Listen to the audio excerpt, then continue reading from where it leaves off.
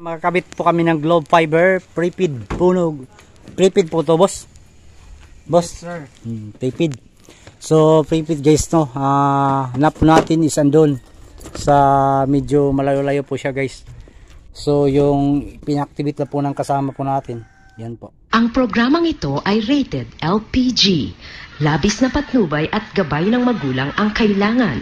Maaaring makapaminsala pag napabayaan habang nagluluto ng sinigang, adobo, batchoy, okoy, ginataan.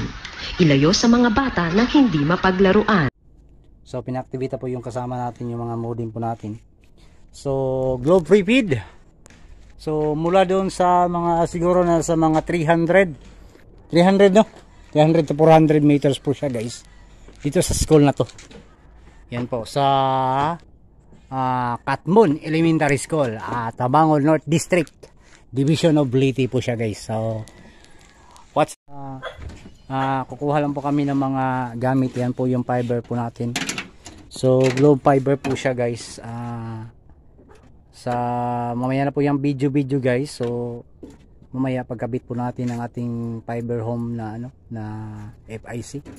Kabit po natin ito mamaya. So out muna tayo guys po tayo, no? Ito na po yung fiber home po natin.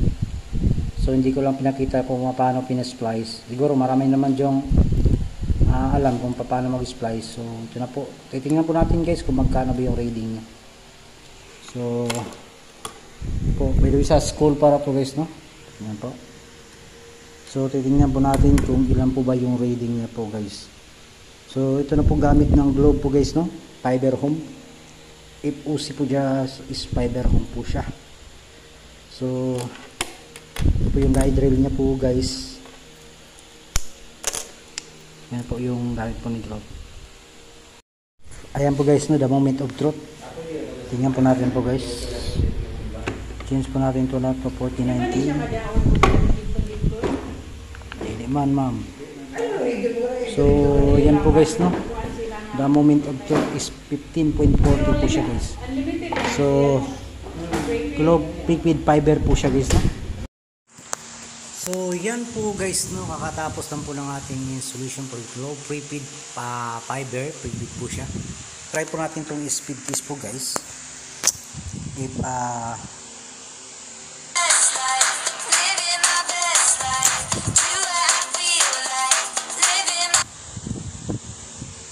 okay guys, try po natin itong speed test. So speed test po tayo.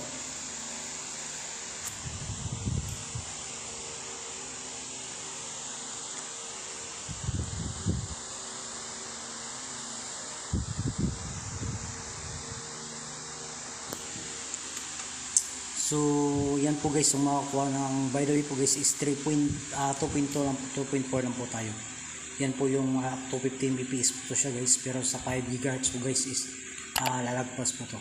So that's all guys, thank you and good luck, and please don't forget to like and subscribe to Oxy TV. Maraming salamat po.